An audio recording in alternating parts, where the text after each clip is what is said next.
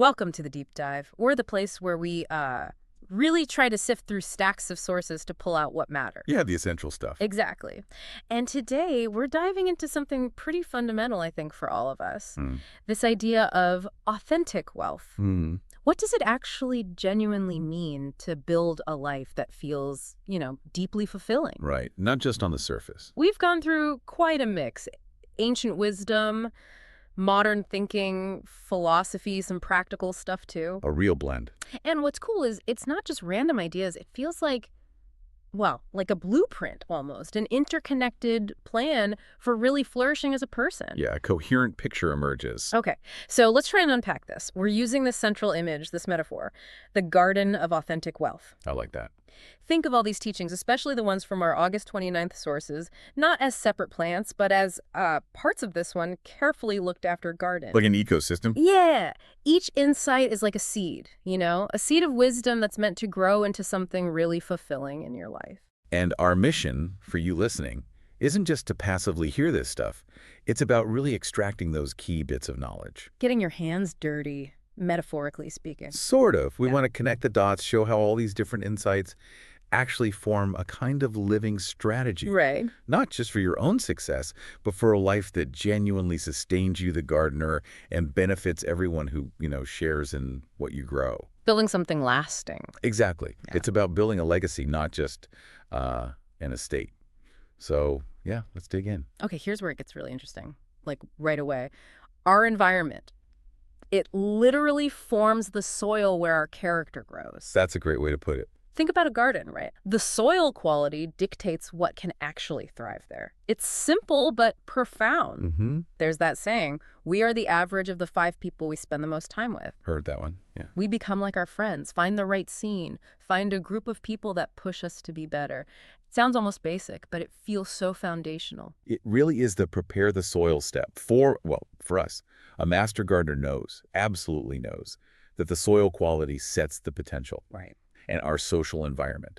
That is our soil. It's not just backdrop. It's an active ingredient, constantly shaping thoughts, habits, our direction. And it's not just about finding nice people, is it? John C. Maxwell, he talks about leadership. He says leaders need to be close enough to relate, but far enough ahead to motivate. How does that fit into this idea of the perfect social soil? Seems like a balance. Oh, it absolutely is. It points to carefully curating who influences us. Curating. I like that word here. Yeah, because relationships either, enrich us or deplete us. Like some plants put nitrogen back into the soil, others just strip it bare. Oh. So this isn't about just cutting people off, but cultivating connections that give you both comfort and challenge. Oh, things. Yeah. People who get where you are now, but also gently, maybe even subtly, nudge you towards what's next. People who make you reach a bit. So it's worth asking yourself, looking at your own garden, are your friends, your circle, helping you blossom? Or are they maybe kind of stunting your growth without anyone realizing? It's a tough question sometimes, but important. Okay, let's shift gears a bit. This next part really messes with how we usually think about wealth. Okay. If we're aiming for an authentic life, what does that mean for chasing more? This is where a core Stoic idea really takes root in our garden. The Stoics, right? Want nothing, have everything. Now that sounds stark, like aiming for an empty garden. It does sound that way initially. But it's not about emptiness, is it? It's about cultivating richness inside. But I wonder, does wanting nothing lead to, complacency? Can you become too content? That's a really crucial question. And the Stoic view isn't about being passive or ditching ambition, not at all. Okay. It's about untangling your happiness from things outside your control, from endless wanting. Seneca put it brilliantly. What did he say? He said something like, no person can have everything they want, but it is in their power not to want what they don't have and to cheerfully use what they do have. Cheerfully use what you do have. I like that. Right. And he pointed out even the richest folks can't buy elections or real respect or love. Those aren't for sale. So it's about inner freedom, not complacency. And that shift inside, it really feels like a shortcut to wealth, doesn't it? Totally. It's not about more stuff. It's about changing what you desire. That's revolutionary. It really is. Yeah. Think about John D. Rockefeller, hugely wealthy by any standard. Right. The definition of it, maybe? Yet his definition of wealth was different. He said, a man's wealth must be determined by the relation of his desires and expenditures to his income. Okay, the relation. Yeah. If he feels rich on $10 and has everything he desires, he really is rich. It's not just a definition. It's like a formula. Look inside, not just at the bank account. Wow. Yeah, like a gardener finding real joy in a small plot, not by buying more land, but by tending what's there with care and appreciation. And that connects so well to John Wooden's definition of success. You know, the basketball coach? Oh, yeah, legendary. He defines success as peace of mind, which is a direct result of self-satisfaction in knowing you did your best to become the best you are capable of becoming. It's all internal. Completely. It's like that quiet satisfaction a gardener feels at the end of the day, focusing on the effort, the care, not just how big the harvest was. Exactly, the quality of the work itself. So we've got the company we keep, how we define value. But what about the timing? The how and when? Critical. Because even the best soil won't give you a harvest if you plant at the wrong time, right? Nope. Timing's everything in a garden. Which brings us to preparation and timing. Florence Scotian had this great insight. If one asks for success and prepares for failure, he will get the situation he has prepared for. Oof, that hits home. What's the psychology there? Preparing for the opposite of what you want. It's huge. It creates a self-fulfilling prophecy. Your actions, your mindset, they have to align with what you want. You just can't plant spring seeds while, putting up storm shutters for winter and expect tomatoes in July. Right, right. If your inner story or your actual steps are aimed at an outcome you don't want, guess what? That's probably what you'll get. It's about alignment, intentional alignment. And there's this related idea. Do not rush to early ripening. In our world, everything's instant, immediate results. Totally. What's the real cost of trying to rush genuine development, to force that growth? The cost is depth and sweetness, to use the food analogy. Yeah. Real development, like natural growth, it has its own rhythm. Can't be rushed. Exactly. Yep. Force it, and you sacrifice the underlying strength, the real quality. So as they say, masters are profound and subtle. Profound and subtle. How so? Well, the profundity comes from letting ideas and skills fully mature, building those deep roots underground. Ah, the hidden work. Yeah. And the subtlety, that comes from understanding that the most powerful growth often happens quietly, beneath the surface, without a big show, before it really blooms. But that patience needs balance, right? Ralph Waldo Emerson gives us the other side. You cannot do a kindness too soon, for you never know how soon it will be too late. Yes. That urgency for certain things. So how do we know, as gardeners of our lives, how do we figure out when to wait patiently and when to act, like now? That's the real skill, isn't it? The skilled gardener's wisdom. Knowing when to let nature take its course and when decisive action is needed. Like watering a thirsty plant. Precisely. Some things need immediate attention. Delay is harmful. Yeah. Other things need that long, slow, gentle nurturing. It's about discernment, paying attention. Okay, let's go deeper now to the roots of the garden's ecology. Unity, connection. The interconnectedness of it all. We live in a world that often feels so fragmented, right? People feel isolated.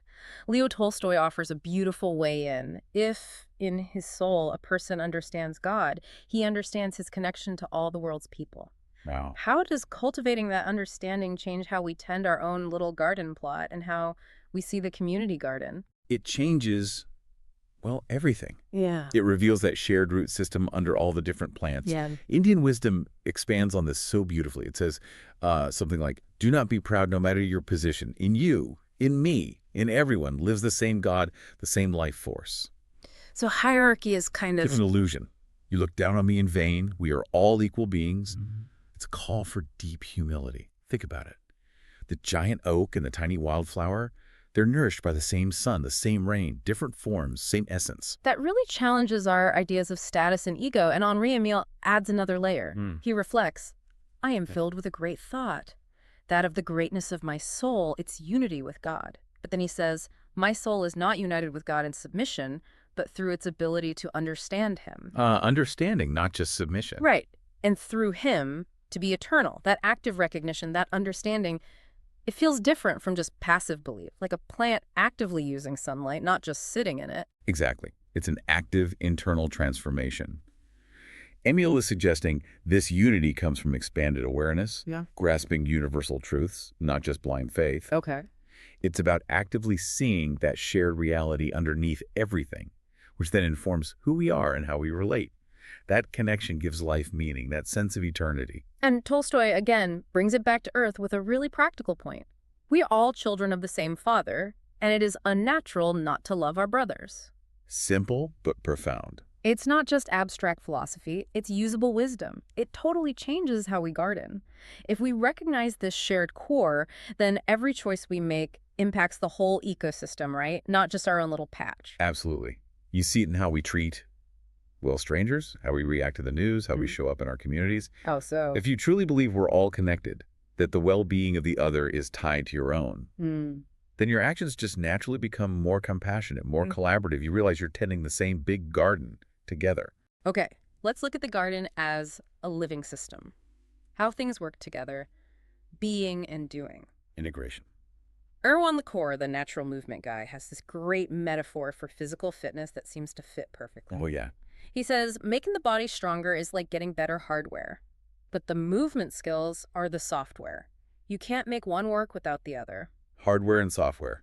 That's a fantastic analogy for this. Right. In our garden of authentic wealth, the soil health, that's our foundation, our inner being, values, character. Yeah. That's the hardware. Okay. But it has to work with the cultivation techniques, the skills, practices, outward actions. That's the software. Makes sense. Rich soil, but no tending. You get weeds or nothing much. Yeah. Great technique on poor soil. Stunted plants. A master gardener works on both, always. They're totally interdependent. So what happens if we just focus on one, like chase the external stuff, the fancy hardware, but neglect the inner work? Or the other way around? Well, it leads to imbalance, Yeah. fragility, or stagnation. How? External success without inner wisdom.